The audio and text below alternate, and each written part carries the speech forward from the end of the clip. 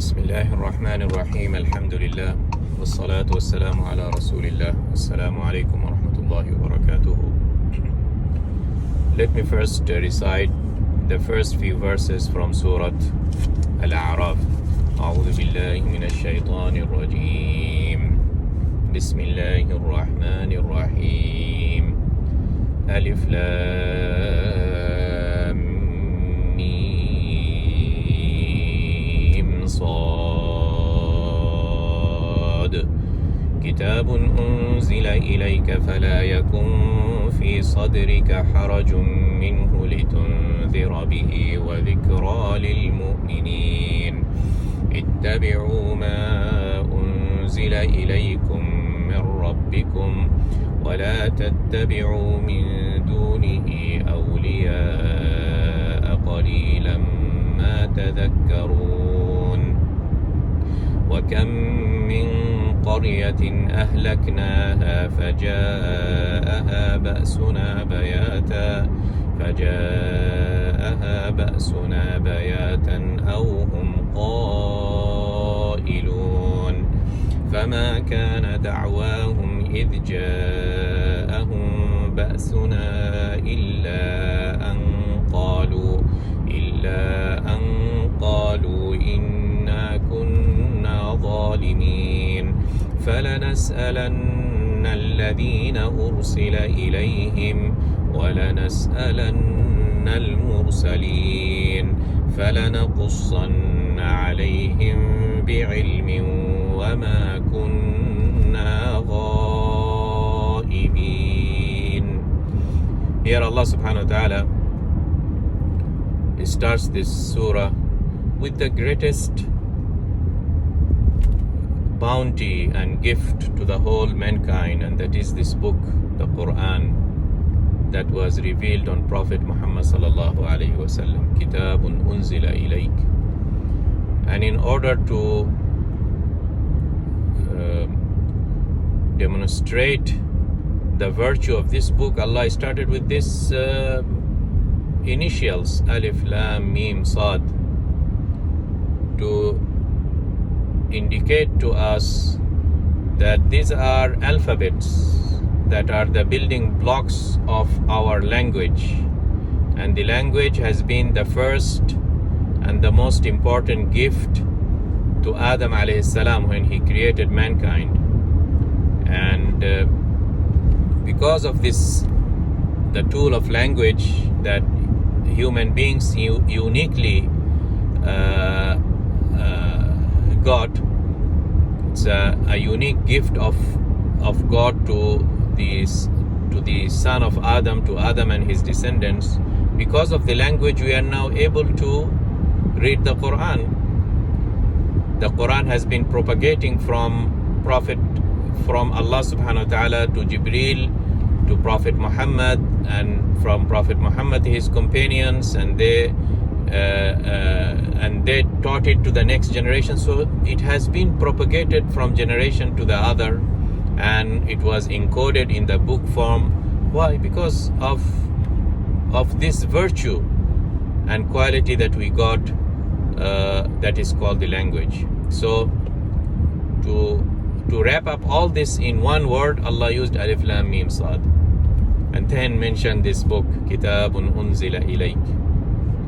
So if we have within this Quran, this book, everything is given in a book that is only less than 80,000 words. And that is the miracle, that how can you write a book of medium size or even a small size? I don't call it a very big size book in our standard. 80,000 words, even less, maybe 78,000+ words. How can a book of this small size be enough for the mankind to show them the road to civilization in this world and the road to salvation in the day after, and the eternal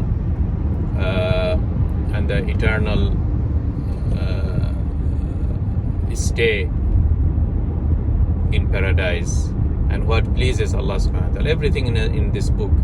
So the first and foremost, we need to acknowledge this. We need to acknowledge that this Quran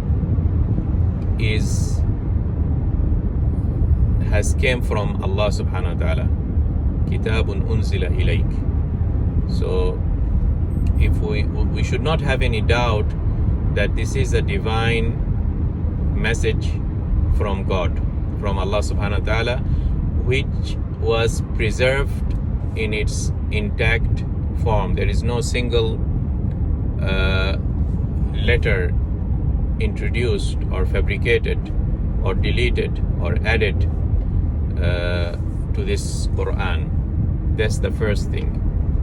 And the second thing, we should know that this Quran is solution for the mankind, for the whole mankind. As the Prophet Muhammad, peace be upon him, is a prophet for the entire mankind.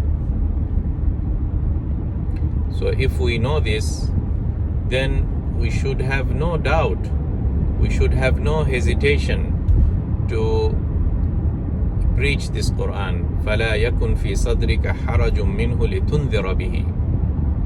Let there be no single or a very slightest hesitation in your heart to preach this Quran, to go out to the populations who are puzzled, who are facing problems, complex problems from all faculty of life, problems in health, problems in poverty, problems in economics, problem in inequality, problems on climate, but issues, problems on war, problems on human rights, problems, all type of problems. If you got this book and you are sure it is from Allah subhanahu wa ta'ala, and you know that it has this valuable information within, no sensible person can just keep it locked inside a masjid or inside your bookshelf or inside your heart and don't go out to those public.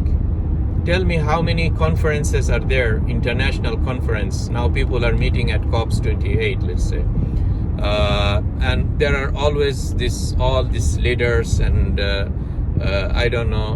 Davos and UN Assembly and this, which we call global events. Tell me how many of these global events anyone goes with this Quran and goes to the podium and says that I have now a different message for you. You have been trying to solve these puzzles for years, but now I have a different approach. Here is it. And then he brings things from the Quran. Is there such a thing? No. And that is the root cause of us Muslims and in extension the whole mankind. They are facing the problem. So the mankind is facing a problem and we know the solution, but still we refuse to acknowledge that there is a solution. We keep it locked. So this is the craziest things that can happen to us, and we are facing in this time, in this 21st century. This is the craziest moment that we have such a valuable thing and we are not exposing it. It's like a person dying in the desert out of thirst, and he has water with him. Still he's not using the water.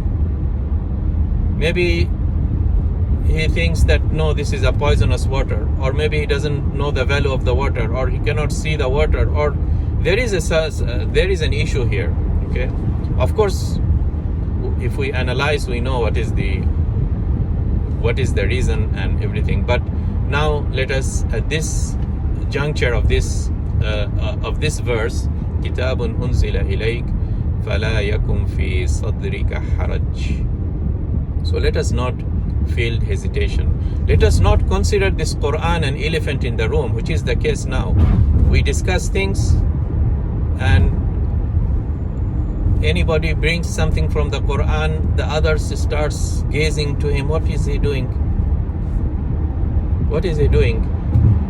Quran is not for this type of situation. So we relegated the Quran to serve a very limited purpose, a cultural book.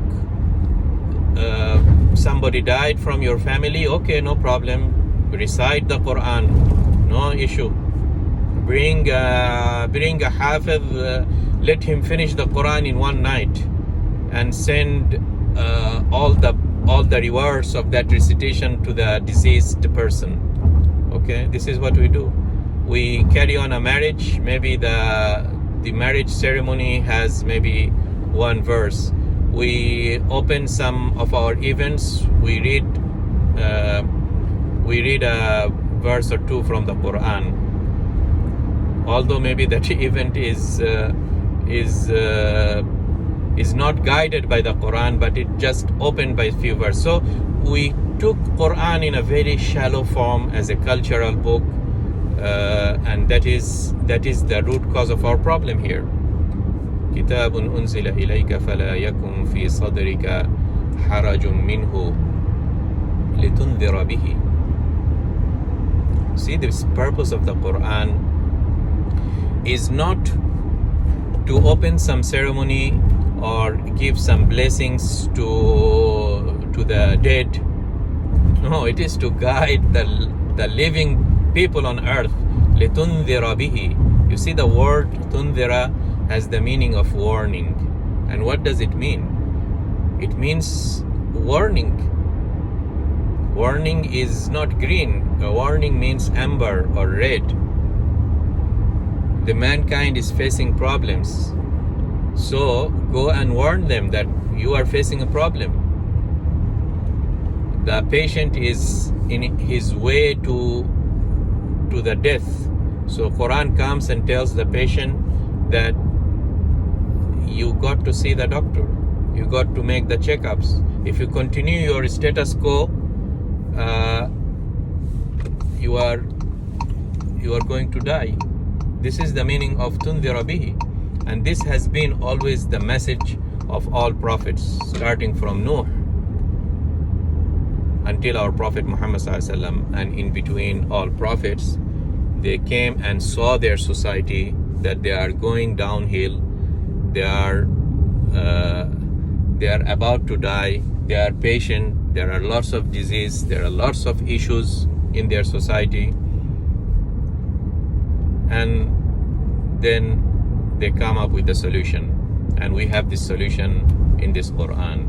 لِتُنذِرَ بِهِ. To warn the people. لِتُنذِرَ بِهِ. To warn those people who do not know this Quran.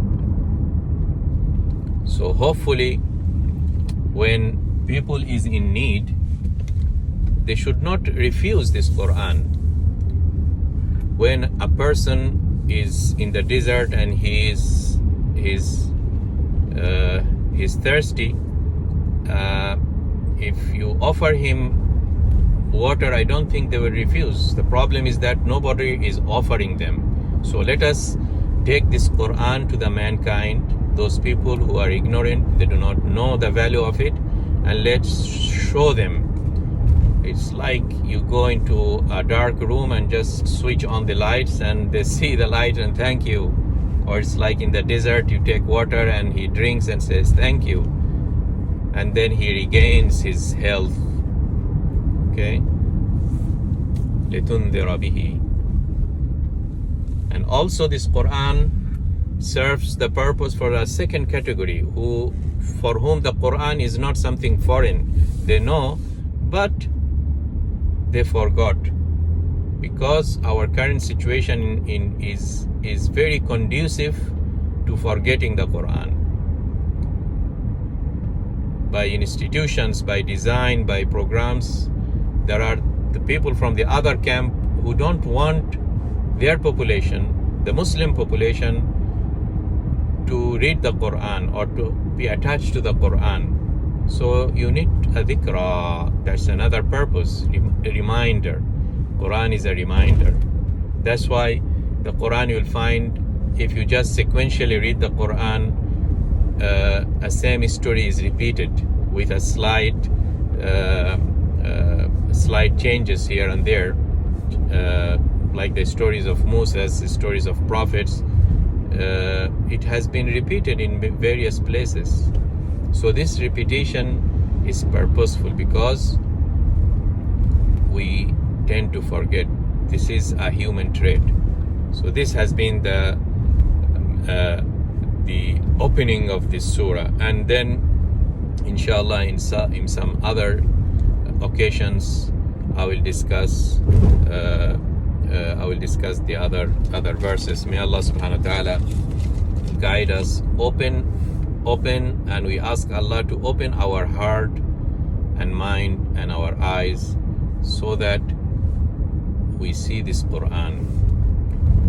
We read this Quran, not a shallow reading, rather a deep reading, an analysis, a study of a person who knows that I am in danger.